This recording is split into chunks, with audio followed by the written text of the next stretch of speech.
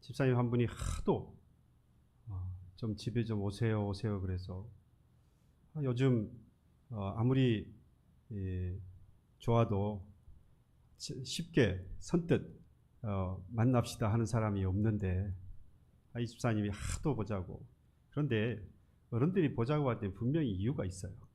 그냥은 아닌 것 같아요. 물론 모든 사람이 다 그렇겠지만 특별한 그런 마음에 뭔가가 있어서 보자고 하시는 건데 이 젊은 목사가 그걸 다 이해를 못해요. 그래가지고 미적미적하다가 마치 끌려가는 도살장에 끌려가는 소처럼 그냥 마지못해서 코로나인데 왜 자꾸 오라 그랬어? 혹시라도 무슨 일 생기면 어떻게 하려고? 그런 무거운 마음을 가지고 갔어요. 갔더니 뭐 여차여차해서 화두는 뭐 결국 코로나 아니겠어요? 코로나 이야기를 이렇게 저렇게 하시다가 하시는 말씀이 하나님의 믿음을 주셨는데 아니 그 믿음대로 살면 되지 뭘 그렇게 무서워서 벌벌 떠냐고. 제가 그 말씀을 듣고 이번 주에 꼭 그 말씀을 내가 우리 교우들에게 하겠다. 저도 그런 마음이 있어야 되겠고 우리 교우들에게도 지금 아주 필요한 말씀입니다. 하나님은 분명히 우리에게 믿음 주셨는데 그 믿음으로 살라고 하시는데 자꾸만 지금 일어나고 있는 이것에 우리의 믿음을 내려놓고 자꾸 그것만 바라보고 살아가는 것 아니냐. 믿음 주셨으니까 그 믿음대로 살아야지. 그렇게 하시면서 빨리 교회 좀 갔으면 좋겠다. 그러시면서 목적은 거기에 있지 않았고 그동안 준비해 놓으셨던 그 헌금이 있었는데 이걸 좀 빨리 들여가지고 청산을 하고 싶은데 이게 지금 애가 다르신 거예요. 그래서 목사님 빨리 와가지고 이거 좀 가지고 가시라고. 이제 그게 목적이었어요. 그냥 두고 있는 게 마음이 불편하신 거예요. 꼭 마치 하나님 앞에 이 빚을 진 거 있는 것처럼 빨리 좀 가져가셔가지고 하나님 앞에 좀 드리면 좋겠다고. 애초부터 그렇게 말씀하셨으면 제가 당장에 갔을 텐데 말이에요. 속으로 그러고 도전이었습니다. 물론 모르는 것 아니고 그동안 저도 여러분들에게 끊임없이 말씀을 통해서 전했고 지금 이 시대의 어느 때보다도 그야말로 하나님 주신 믿음을 바라보고 그 믿음을 드러낼 수 있는 참 좋은 기회다. 지금 하나님께서 내게 어떤 믿음을 주셨는가를 나타낼 수 있는 그 어떤 때보다도 좋은 기회다. 항상 말씀을 드렸고 그렇게 기도하고 있는데 또 그렇게 말씀을 듣고 보니까 다시 한번 도전을 받고 여러분들에게도 우리 사랑하는 우리 교우 여러분들에게도 비록 지금 집에서 이 시간 하나님 앞에 예배 시간을 지키고 있는 여러분들도 그런 마음으로 다시 우리의 신앙을 다시 한번 돌아보는 그런 기회가 지금 되어야겠다라는 마음으로 이 말씀을 드리고 또 오늘 특송에서도 강하고 담대하라는 그러한 찬양으로 하나님 앞에 영광을 돌렸는데 오늘 제가 준비한 말씀도 또한 마찬가지 말씀입니다. 오늘 제가 준비한 말씀은 거기에서 좀 더 근본적으로 우리가 착각하고 우리가 속고 있는 것에 대해서 제가 말씀을 드리려고 합니다. 뭐 아시겠지만 지금 처음에 이제 코로나 그러니까 6주 전이죠. 2주만 사회적 거리두기 4단계 실시하겠다라고 했던 것이 2주가 지나니까 다시 2주 연장한다. 그리고 났더니 2주 지나니까 다시 또 2주 연장한다. 그래서 총 6주가 지났는데 그저께 보니까 또 다시 2주 더 연장한다. 앞으로 2주가 지나면 또 뭐라 그러겠어요? 예상컨대 아무래도 뭐 추석이다 명절이다 뭐 이렇게 휴가다 이렇게 겹쳐서 또 다시 뭐 2주 연장한다 뭐 이런 이야기가 나오지 않을까 예상해 봅니다. 정부나 또는 지자체의 마음을 이해하지 못하는 건 아니죠. 그럴 수밖에 없는 사정이 있을 것이다. 물론 실수도 있었고 잘못된 정책 뭐 있을 수 있었죠. 있을 수 있죠. 그것을 고스란히 우리가 다 짊어지고 함께 가야 하겠죠. 그런 의미에서 우리도 교회도 여기에 동참을 해야 하겠지만 9월이 되어지면 이제 백신도 2차까지 맞으신 교우 우리 성도들이 많이 계셔서 좀 더 우리 당회에서 다시 한번 이 문제를 좀 생각을 해서 잘 우리가 먼저 정리를 하고 정의를 내려서 또 앞으로 이 코로나 시대에 우리가 어떻게 가야 할지를 교회의 방향을 또 다시 정리를 하려고 합니다. 그래서 9월부터 어떻게 다시 우리가 예배를 할 것인지, 그리고 예배 프로그램, 교회 프로그램들 어떻게 할 것인지를 다시 좀 정리를 해서 여러분들에게 말씀을 드리도록 하겠습니다. 성경에 보면 예수께서 하나님의 아들이다, 또는 구약의 하나님께서 약속하셨던 메시아다라고 하는 것을 알 수 있는 사건들이 많이 있습니다. 이걸 우리가 표적, 지난 오후 시간에 제가 말씀을 드린 바로 표적이라고 말하는 것인데, 오늘 본문 앞에 나와 있는 바로 오병이어와 그리고 오늘 본문인 이 사건, 그래서 이 두 가지가 모두 다 바로 이 예수가 메시아다, 구약에 하나님께서 약속하셨던 바로 그 구주다라고 하는 표적이 이 오병이어 사건과 그리고 오늘 본문의 사건이라고 할 수 있습니다. 그러니까 포함되어 있어요. 유대인들 사상에는 이런 사상이 있습니다. 그들의 조상들이 애굽에서 나와서 광야 가운데 40년을 살면서 만나를 먹고 살았고, 그리고 결국 가나안 땅에 들어갈 수 있었다. 그러면서 다시 오실 메시아는, 그러니까 곧 예수죠. 그래서 오실 메시아는 바로 그 만나를 주었던 누구와 같이, 모세와 같이 그 대를 이어서 세워질 선지자이어야 한다. 이게 지금 이 유대인들이 가지고 있는 사상이었어요. 그러니까 뭐 여러 조건들이 있을 수 있는데 그 조건 중에 하나, 먼저 되는 것은 반드시 그 모세의 뒤를 따르는 선지자로서 먹을 양식이 해결돼야 된다는 거예요. 그러니까 모세의 뒤를 따라야 한다는 겁니다. 그래서 그들이, 그런데 마침 이 예수님께서 오늘 본문 2절에 오병이어 사건이 나온다고 그랬잖아요. 그래서 보리떡 5개 물고기 2마리로 5,000명을 먹이는 그 사건을 이 제자들과 사람들이 봤습니다. 그러면 이 사람들이 무슨 생각이 들었겠어요? 아니, 보리떡 5개 물고기 2마리로 그 수많은 사람을 어떻게 먹입니까? 그런데 이 일이 정말로 일어난 거예요. 그러니까 사람들 보기에는, 야, 우리가 그렇게 기대했던 바로 그 메시아가, 구원자가 바로 이 예수이구나, 모세를 따라 이은 선지자가 바로 이 예수구나 라고 하는 생각이 그들에게 들었던 겁니다. 이제 확신을 가지게 된 거죠. 그래서 그들이 요한복음 6장 14절에 보면 이렇게 고백을 했습니다. 그 사람들이 예수께서 행하신, 그러니까 이때 그 사람들은 예수님께서 오병이어를 행하실 때에 그걸 보고 경험한 사람들이죠. 그래서 이 사람들이 예수께서 행하신 이 표적을 보고, 이 표적이 뭐라 그랬습니까? 오병이어라 이 말입니다. 이걸 보고 말하되 이는 참으로 세상에 오실 그 선지자라. 누구를 따라서요? 모세의 대를 이어서, 광야에서 만나를 먹게 했던 그 모세의 대를 이어서 우리로 하여금 이 만나와 같은 것을 먹게 하는 바로 이 예수가 그 일을 이어서 오신 메시아, 아니 선지자구나 라고 하는 것을 그들이 확신했다 이 말입니다. 물론 당시에 이 유대인들이 말하는 구원자는 광야에서 만나를 먹게 한 모세의 뒤를 이은 선지자예요. 그러니까 우리가 믿는 메시아와 조금 거리가 있습니다. 아무튼 이들은 보리떡 5개, 이 물고기 2마리로 5,000명을 먹이신 표적을 보고 분명히 예수가 바로 이분이 모세의 뒤를 이은 선지자가 분명한 것, 요한복음에 이미 그들이 고백을 하고 있어요. 근데 예수님께서 그들의 생각이 좀 부족하잖아요. 조금 미비하지요. 모세의 뒤를 이으는 선지자로 그만두면 안 되잖아요. 거기서 멈추면 안 됩니다. 그래서 예수님께서 다시 요한복음 6장 32절에 이어서 이렇게 말씀합니다. 모세가 너희에게 하늘로부터 떡 준 것이 아니라 내 아버지께서 너희에게 하늘로부터 참떡을 주었다. 모세가 너희들에게, 그 조상들에게 떡을 준 것이 아니라, 만나를 준 것이 아니라, 누가? 하나님께서 떡을 주셨는데, 다시 떡을 주셨는데 지금도 그 떡을 주신다 라고 말씀하시면서 그 참떡이 누구라고 말씀하시느냐? 그를 이어서 48절에서 50절까지 이렇게 말합니다. 내가 곧 생명의 떡이니. 누가요? 우리 주님께서 스스로 내가 바로 그 생명의 떡이다. 너희 조상들은 광야에서 만나를 먹었어도 죽었거니와 이는 누구냐면 나 예수, 나 예수는 하늘에서 내려오는 떡이니 사람으로 하여금 먹고 죽지 아니하게 하는 것이라. 예수님께서 두 가지를 정리하셨어요. 나 예수는 모세를 잇는 선지자가 아니다.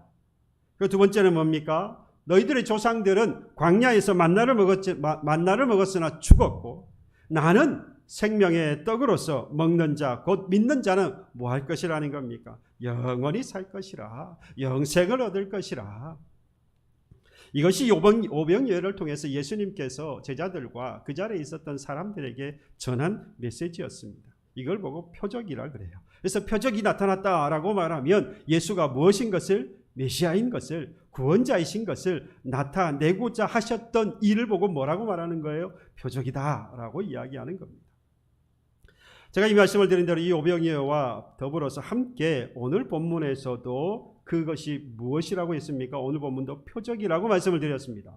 그러니까 결국 오늘 본문에서 뭘 이야기하고 싶은 거예요? 예수님께서는 오병이어와 이어서 계속해서 이 제자들에게 내가 메시아다, 구원자라고 하는 것을 말씀하고 싶어 하는 겁니다. 이걸 먼저 가지고 오늘 본문을 보려고 합니다. 보십시오. 오늘 본문은 오병이어 기적이 일어난 그날 밤 이야기입니다. 보리떡 5개 물고기 2마리로 5,000명이 넘는 그러한 무리들을 배불리 먹이신 이후에 제자들에게 이제 배를 타고 건너편으로 가게 하십니다. 재촉하셨어요. 그리고 예수님께서는 산에 올라가 기도하셨습니다. 그런데 제자들이 수리를 떠나서, 그러니까 이제 바다 한가운데쯤 갔겠지요. 그래서 수리를 떠나서 있는데 그곳에서 그만 바람을 만나게 됩니다. 사나운 풍랑을 만나서 고생하게 되었습니다. 24절에 보니까 바람이 거스름으로 라고 있습니다. 거슬렀다는 말은 가려고 하는데 못 가게 했다라는 이야기죠. 이것을 요한복음 6장 47절에서는 좀 더 풀어서 이야기했습니다. 큰 바람이 불어 파도가 일어나더라 라고 했습니다. 그러니까 광풍과 거센 파도가 일어나서 가려고 하는데 못 가게 되더라는 거예요. 그래서 물결로 인하여서 말미암아 뭘 지금 당했다고 그랬습니까? 고난을 당했다, 고난을 당하고 있었다라고 했습니다. 이게 오늘 보면 24절의 말씀입니다. 여러분 잊지 마셔야 돼요. 지금 이 제자들이 광풍을 만나고 거센 바람에 흔들리고 있는 이들이 만나고 있는 것을 지금 성경은 뭐라고 이야기했다는 겁니까? 고난을 당하고 있다. 별 말씀 아닌 것 같아요. 기다려 보세요. 이게 별 말씀이 아닌 게 아니라는 걸 곧 알게 될 겁니다. 기억하셔야 됩니다. 지금 당하고 있는 것은 고난이다 이 말입니다. 지금까지 여러분 우리가 오해하고 있었던 게 있어요. 뭐냐? 우리가 지금 제자들, 오늘 본문을 보면서 제자들이 큰 바람과 파도, 그러니까 광풍과 거센 파도 때문에 뭐 했다고 생각합니까? 우리는 두려워했다고 생각을 했어요. 한 번도 여러분들 거기에 대해서 의심해 본 적이 없을 거예요. 아니, 당연히 바다 한가운데 있는데 갑자기 바람이 불고 거센 바람과 거센 파도와 광풍이 불어오는데 당연히 두려워하겠지. 우린 뭐 당연하게 생각을 했어요. 그래서 뭐 성경을 읽으면서도 이미 우리는 그 생각을 가지고 성경을 봤습니다. 그런데 이 거센 바람과 광풍, 거센 파도와 광풍 때문에 오늘 본문에 두려워했다는 말이 있습니까? 없습니까? 그냥 그 생각 버리시고 있는 그대로 보세요. 있습니까? 없습니까? 없어요. 그리고 뭐를 지금 당했다고? 고난을 당하고 있다라고만 성경이 기록하고 있습니다. 그러니까 바람에 거스르면서 가고 싶은데 못 가고 있어서 당황했던 그들을 보고 고난을 당하고 있다라고만 이야기합니다. 오히려 이후에 보면 제자들이 예수께서 바다 위로 걸어오시는 것이 보였습니다. 그런데 이를 보고 뭐 했다고 그랬어요? 놀라서 무엇이라 외칩니까? 유령이라 하면서 무서워하며 소리질렀다라고 했어요. 25절 26절에 보니까 밤사경은 지금으로 보면 한 새벽 3시부터 6시 정도입니다. 예수께서 바다 위로 걸어서 제자들에게 오십니다. 그리고 제자들이 그가 바다 위로 걸어오심을 보고 놀라서 유령이라 하며 무서워하여 소리질렀다라고 분명히 말씀해요. 그러자 예수님께서 27절에 뭐라 그러십니까? 즉시 이르시되, 두려워하고 놀라니까 즉시 이르시되 안심하라, 나니 두려워 말라. 이 상황을 여러분 다시 한번 생각해 보면 예수님께서 기도하러 산에 올라가십니다. 그리고 먼저 재촉하셨어요. 야, 바다 건너가. 오병이어를 행하시고 난 다음에요. 그리고 건너가던 그 제자들이 큰 바람과 거센 파도를 만났습니다. 예상하지 못한 이 풍랑 때문에 제자들이 지금 어찌할 바를 몰라 하고 있는 거죠. 아마도 이 꼭두새벽에 만났던 이 광풍과 거센 파도는 아마 그들이 가지고 있었던 경험으로는 아마 이 제자들은 바다에서 생업을 가지고 있었던 제자들이 많았기 때문에 얼마든지 이것을 어떻게든지 이리저리 아마 방법을 강구를 했을 거예요. 헤쳐나가려고요. 하나는 해결하지 못한 것이죠. 그래서 여전히 그 가운데에서 헤매고 있었던 상황입니다. 근데 계속해서 이어지니까 아마도 절망 가운데 있었다라고 할 수 있어요. 그렇게 고난 속에 빠져 있을 때 예수님께서 오신 겁니다. 그때 주님이 오셔서 가장 먼저 하신 말씀이 뭐라는 겁니까? 안심하라는 거예요. 그리고 나니 두려워하지 말라라고 말씀합니다. 여러분, 그러니까 지금 제자들이 바람이 무서워서 바람을 두려워하고 있는 건지, 아니면 예수께서 오시고 있는 것을 보고 두려워하고 있는 것인지 어느 쪽입니까? 물론 당연히 광풍과 그리고 거센 파도 때문에 두려운 마음이 생겼을 것이라고 우리는 생각할 수 있습니다. 때로는 그렇게 생각하지요. 근데 이게 얼마나 잘못된 것인가를 제가 말씀을 드리려고 하는 것이고요. 먼저 생각할 것은 지금 그런 말씀은 성경에 없어요. 그죠? 이 제자들은 그렇다라고 말한 적이 없어요. 다만 이들이 지금 겪고 있는 것을 뭐라고 이야기한다는 겁니까? 그저 고난을 당하고 있다라고 이야기하고 있다는 겁니다. 이게 가장 중요해요. 앞에서 제자들이 만난 광풍을 두려워했다는 말은 없고 고난을 당하고 있었다라는 말만 있는 것으로 봐서 안심하라, 나니 두려워하지 말라라고 했을 때 이 두려워하지 말라고 하는 것은 너희들이 지금 나를 보고 유령이라 하며 놀라고 있는데 이걸 뭐 하라는 겁니까? 놀라지 말고 두려워하지 말라는 거죠. 지금 물 위로 걸어오시는 그 예수를 보고 두려워하고 있는 제자들에게 나니까 두려워하지 마라고 말하고 있는 겁니다. 광풍과 거센 파도 때문에 두려워한 것이 아니라, 정확하게 말씀을 드리면, 그렇죠? 물 위로 걸어오시는 예수를 보고 유령이라 하며 놀라서 두려워하고 있었다 이 말이죠. 무서워하고 있었던 겁니다. 아니, 사람이 뭔지 모르지만 하여간 바다 위를 뭔가가 걸어오고 있다고 한다면 여러분 어떻겠어요? 와, 예수다 하고 하겠습니까? 당연히 뭔가 이상하다라고 생각하고 아마 두려워하겠지요.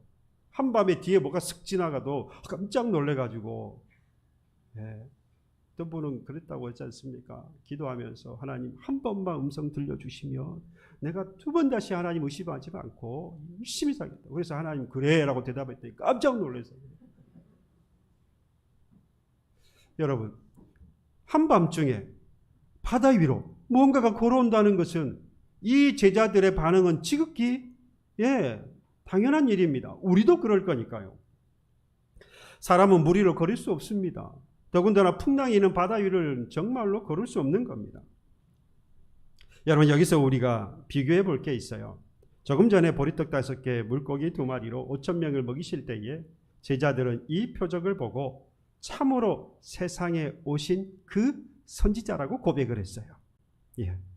그런데 바다 위로 걸어오시는 이 예수를 어떻게 했습니까? 몰라봤지요. 그래서 그들이 지금 뭐라고 그럽니까? 그 예수라고 하는 존재를 모르고 오히려 그 예수를 유령이라고 이야기했습니다. 두려운 존재일 뿐인 거지요. 앞에서는 그 예수가 우리가 기다렸던 바로 그 선지자라고 고백하는데 지금은 그저 두려운 유령과 같은 존재로 고백하고 있는 겁니다. 그러면서 아주 두려워하고 있다라는 거지요. 예수님은 변한 게 하나도 없어요. 예수님은 하나도 변한 것 없이 여전히 구원자이시고 선지자로서 그들에게 다가오시는데 이제는 두려움의 대상이 되고 말았습니다. 여러분, 예수가 구원자인 것을 깨닫지 못하고 믿지 못하면 불안과 공포 속에 빠져서 살아갈 수밖에 없습니다. 본문은 그 말씀을 하고 있어요. 오병이어 때와 마찬가지로 예수는 구원자다. 예수가 너희를 구원하실 자라라고 하는 것을 뭐하지 못하면요, 믿지 못하면 이 세상의 거짓된 것에 속아서 불안과 공포 속에 살면서 살았지만 이름만 살았지 정작은 죽은 자처럼 괴로워하면서 고통 속에 살 수밖에 없다라는 겁니다. 제자들을 두려움에 빠뜨린 것은 풍랑, 그러니까 외부였던 것들이 아니었습니다. 두려움 가운데에서 두렵고 공포 가운데 있었던 것은 바람이 아니었다라는 것이죠. 여러분, 광풍과 거센 파도는 무엇일 뿐이라고 했습니까? 지나가는 고난일 뿐이에요. 이 땅을 살아가면서 우리가 너 나 할 것 없이 다 맡게 되어지는 그러한 일들일 뿐입니다. 그게 내가 힘들다 보니까 우리가 그걸 뭐라고 이야기해요? 원하는 대로 가지 않으니까 우리를 그것은 고난이라고 말하고 내가 고난당한다라고 표현을 하는 것뿐입니다. 누구나가 다 맞는 고난일 뿐이에요. 그러니까 우리가 두려워할 것은 광풍도 거센 파도도 아닌 겁니다. 예수께서 지금 바람을 이기지 못하고 방황하는 제자들을 찾아와서 바람을 두려워한다고 책망하셨습니까? 그러지 않았어요. 왜요? 그건 지극히 당연히 당하는 일이니까. 지금 예수께서 안심하라, 나니 두려워하지 말라라고 하신 것은 예수께서 오셨는데도 몰라보고 유령인 줄 알고 두려워하니까, 영어 성경에 보면 안심하라라고 하는 말은 영어 성경에 보면 용기를 가져라, courage라고 했어요. 용기를 가져라. 무서워하지 마라. 두려워하지 마라. 나다라고 이야기합니다. 용기를 붙들어가지고 위로하고 계시는 거예요. 예수를 예수인지 몰라서 두려워하니까 나다. 오병이어 때 너희들이 고백했던 바로 그 구원자다. 바로 그 선지자다라고 말씀하고 있는 겁니다. 이것이 본문이 말하고 하는 바로 표적입니다. 우리는 예수가 누구신지 모르거나 예수를 잃어버리고 살면 두려움 속에 살 수밖에 없어요. 그런데 말입니다, 우리는 언제나 불쌍히 여기시는 주님은 예수를 알아보지 못하는 바로 그들에게 뭐라고 말씀하셨다는 거죠? 안심하라, 나니 두려워하지 말라. 그렇게 살아갈 수밖에 없는 우리에게 찾아오셔서 책망하지 않으시고 두려워하지 말라고, 용기를 내라고 위로하시면서 용기를 북돋아 주고 계십니다.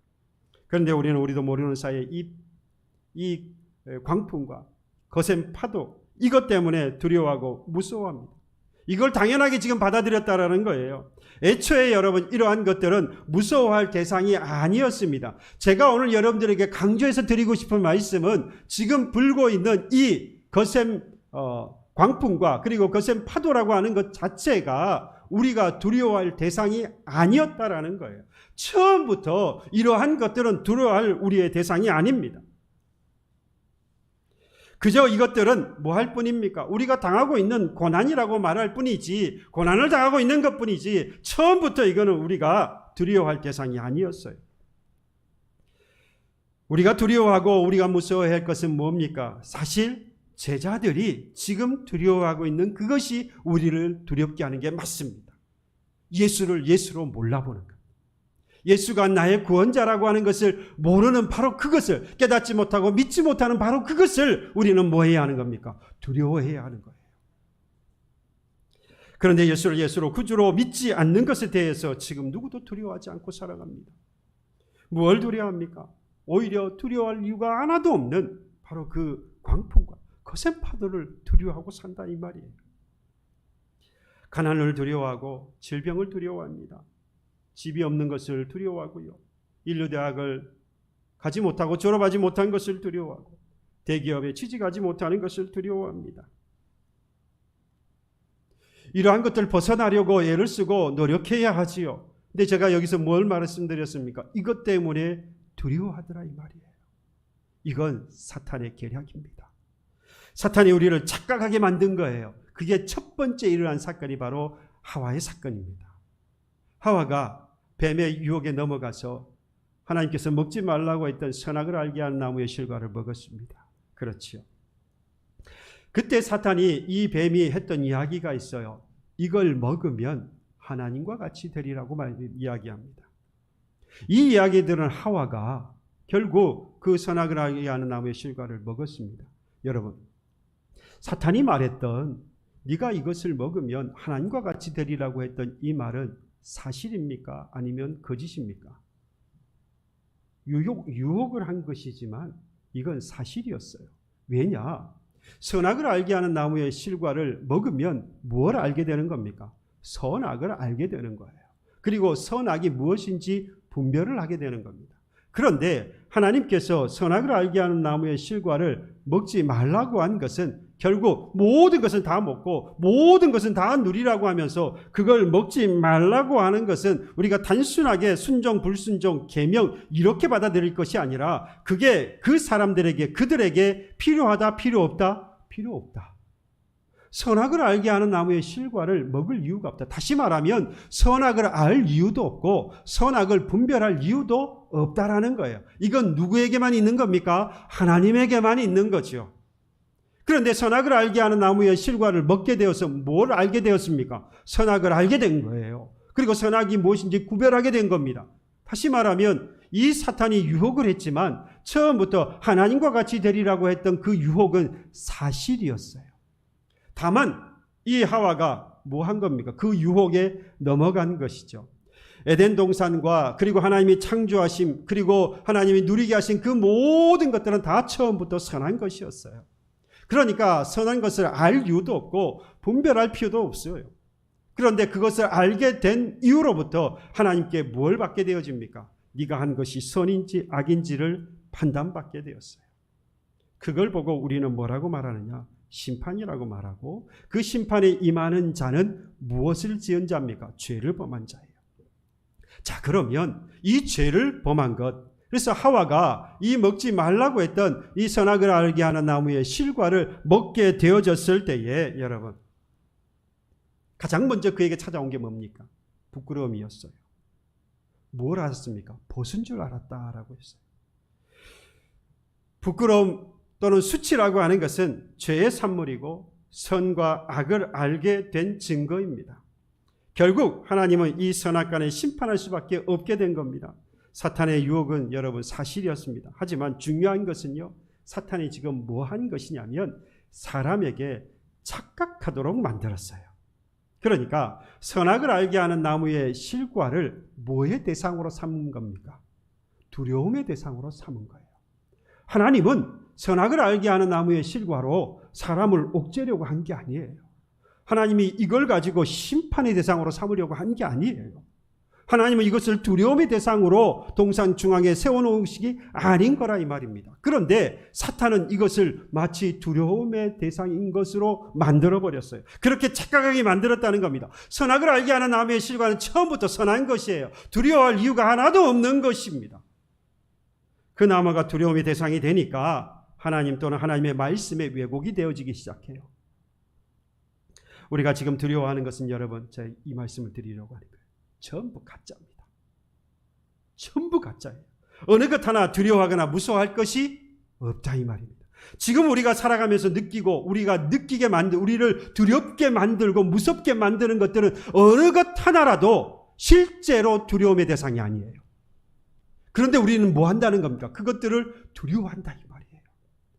하나님은 그것들을 두려워하라고 주신 것이 아닌데 단지 이 땅을 살아가면서 당하게 되는 누구나가 겪게 되어지는 고난일 뿐인데 우리는 그걸 두려워하는 거예요.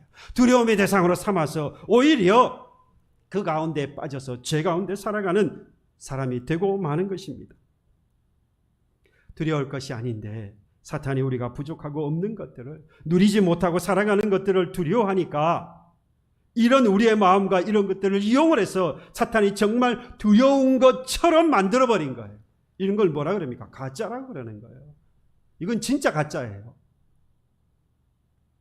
없으면 죽을 것 같게 만든 겁니다. 그래서 돈을 벌려고 수단과 방법을 가리지 않아요. 그래서 부자만 되면 문제가 안 된다고 생각합니다. 오히려 돈 없는 것이, 돈 못 버는 것이 죄라고 생각해요. 그 돈이 없어서 결혼도 못 한다고 하고요. 아이도 낳을 수 없다라고 합니다.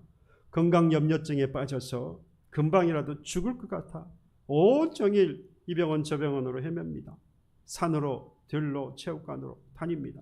건강하기 위해서 힘쓰고 노력해야죠. 제가 그걸 부정하는 게 아닙니다. 아파서 병원 가야죠. 그런데 염려에 빠져서 두려워해서 이런 마음으로 이런 일들을 해서는 안 되는데 우리는 그 마음으로 헤매고 다니더라 이 말이죠.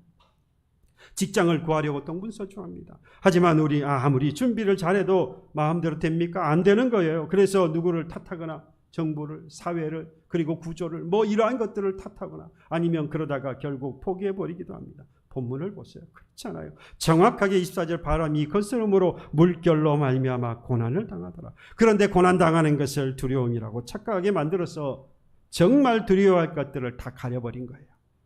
우리가 두려워할 것은 뭐라고 말씀드렸습니까? 예수가 예수인 것을, 예수를 믿음으로 구원받는 것을, 그래서 이 예수가 십자가를 지고 이 땅에 오셔서 죽으심으로 우리를 구원한 자라고 하시는 것을, 바로 그것을 알지 못하게 하고 깨닫지 못하게 하고 믿지 못하게 하는 것을 우리는 두려워해야 하는데, 마치 그분이 가리어져서 유령처럼 보이는 것을 두려워해야 하는데, 우리는 두려워하지 말 것을 두려워하고 살아가고 있습니다. 우리 생활 중에 예수님이 계십니다. 그런데 알아보지 못하고 두려워하는 거예요. 우리 생각 속에 예수님이 계십니다. 그런데 인식하지 못하는 것이 두렵고 무서운 겁니다. 이게 맞는 거예요. 우리의 생활 가운데, 우리의 생각 가운데 예수님이 계시는데 이걸 깨닫지 못하고 이걸 인식하지 못하는 것을 우리는 두려워하며 살아가야 하는 거예요. 내 곁에 예수님이 계신데 내가 지금까지 살아오는 것은 우리 예수님께서 나와 함께 하심인데 이것을 인정하지 못하고 이것을 믿지 못하고 살아가는 우리는 바로 그것을 두려워해야 하는 겁니다. 예수를 알아보지 못해서 두려워하는 제자들의 지금의 반응은 지극히 옳습니다. 당연해요. 이걸 믿음 없다라고 이야기하면 안 된다 이 말입니다. 지금까지 여러분과 제가 생각했던 것과 사뭇 다르지 않습니까? 마태복음 10장 28절에 이렇게 말씀했습니다. 몸은 죽여도 영혼은 능히 죽이지 못하는 자들, 이게 뭐예요? 사탄이에요. 그리고 사탄이 이용하고 있는 질병과 가난, 우리가 부족하게 느끼고 있는 그 모든 것들이겠지요. 이러한 것들을 두려워하지 말고 오직 몸과 영혼을 능히 지옥에 멸하실 수 있는 이 누굽니까? 예수이고 또 예수를 알지 못하는 것입니다. 이것을 뭐하라는 겁니까? 두려워하라라고 말씀합니다. 그런데 보십시오. 이후에 베드로가 만일 주님이시거든 나를 명하사 물 위로 오라 하시기를 간청을 합니다. 그래서 예수께서 오라 하셨고, 그래서 배에서 내려서 예수가 계시는 곳으로 걸어갑니다. 예수처럼 물 위를 베드로가 걸어가요. 그러나 이내 베드로가 거세게 부는 바람 앞에서 무서워하게 됩니다. 바람을 보고 무서워하니까 지금까지 잘 걷던 그 바다에 뭐합니까? 빠지잖아요. 무서워할 이유가 없는데 뭐에 속고 있는 겁니까? 바람에 속고 있는 거예요. 사탄이 주는 가짜 두려움에 속지 말아야 하는데 여기에 속아버린 겁니다. 질병이든 돈이든 이딴 것들에 속아 두려워하니까 예수께서 드디어 뭐 하십니까? 손을 내밀어서 베드로를 붙잡으시고 보십시오. 뭐라고 말씀하셨는지. 여기서 이 말씀을 하세요. 믿음이 작은 자요, 왜 의심하였느냐. 이게 무슨 말입니까? 책망하시는 거예요. 예수를 못 알아보고 유령이라 하면서 두려워하는 그들에게는 뭐라고 말씀해요? 안심하라. 나니 두려워하지 말라. 용기를 가져라. 위로하시는데 사탄에서 가서 세상 것들 때문에 두려워하는 베드로를 보고 뭐라고 말해요? 믿음이 없는 자요, 왜 의심하였느냐라고 책망하신다 이 말입니다. 결국 주께서 배에 오르자 언제 그랬냐는 듯 바람은 다 사라지고 말았어요. 없어질 것들이에요. 우리가 두려워하지 않는다면 이건 고난 가운데에서 그저 지나가는 것뿐이에요. 이내 사라질 거예요. 우리를 아프게 하고 우리를 슬프게 하고 우리를 우울하게 만들었던, 그래서 부족하다 느끼면서 괴로워했던 이 모든 것들은 예수께서 오르시면 사라지는 것들이에요. 그러니 애초부터 그건 우리가 뭐 할 게 아니라는 겁니까? 두려워할 이유가 없는 것들이에요. 주님께서는 언제나 우리에게 고난 가운데 있든 그것을 지나갔든 평안 가운데 살기를 원하시는 주님이십니다. 그래서 요한복음 14장 27절에 평안을 너희에게 끼치노니 준다 이 말이에요. 곧 나의 평안을 너희에게 주노라. 내가 너희에게 주는 것은 세상이 주는 것과 같지 아니하라. 너희는 마음에 근심하지도 말고 두려워하지도 말라. 사랑하는 교우 여러분, 앞으로 우리는 위드 코로나를 벗어날 수 없다 이 말이죠. 코로나를 인정하고 코로나를 받아들이고 코로나와 함께 살아가야 하는 시대, 이걸 우리는 인정하며 살아가야 하는 것으로 보입니다. 이젠 코로나가 끝나기를 기다리는 것보다는 코로나와 함께 지혜롭게 살 방법을 찾아야 합니다. 그리고 하나님을 믿는 크리스찬으로서, 성도로서 온전한 신앙을 지킬 방법을 찾아야 할 때예요. 위드 코로나 시대에 맞는 바르고 온전한 신앙의 정의를 다시 한번 세울 필요가 있는 때입니다. 그렇지 않으면 계속해서 이 사회가 우왕좌왕하는 것처럼 교회도 우리도 함께 우리의 신앙이 흔들려서 혼란에 빠질 수 있기 때문입니다. 여러분, 이 모든 것의 첫걸음이 뭐라는 겁니까? 두려워하지 않는 거예요. 코로나 아니라 코로나 그 이상의 무엇이 온다 할지라도 앞으로는 그 이상의 뭔가 올 거예요. 그런다 할지라도 뭐하지 않는 것에서부터 우리의 신앙은요, 두려워하지 않는 것에서부터 우리의 신앙은 다시 세워지는 것이고 우리가 올바른 신앙이 무엇이냐 다시 세워 나아갈 수 있다는 것입니다. 이 질병은 무엇이기 때문입니까? 지나가는 고난일 뿐이에요. 두려워할 대상이 아닌 것입니다. 이 믿음으로 이겨야 할 고난이지 두려워할 것이 아닙니다. 두려워하면 주님은 우리에게 뭐라고 책망하실 겁니까? 이걸 보고 하나님께서 믿음이 적은 자여 왜 의심하였느냐라고 우리를 책망하실 거예요. 두려워하지 않고 믿음으로 이겨나가면 우리의 연약함을 아시는 우리 주님께서 우리에게 그 크신 사랑과 긍휼을 베푸시며 오늘 우리에게 이렇게 말씀하실 것입니다. 안심하라, 나니 두려워 말라 라고 말씀하시면서 용기를 붙어주시고 위로하실 것입니다. 저와 여러분들 오늘 이 말씀이 저와 여러분들에게 들리기를 바랍니다. 이사야 41장 10절의 말씀처럼 두려워하지 말라, 내가 너와 함께함이라, 놀라지 말라, 나는 내 하나님이 됨이라, 내가 너를 굳세게 하리라, 참으로 너를 도와주리라, 참으로 나의 의로운 오른손으로 너를 붙들리라.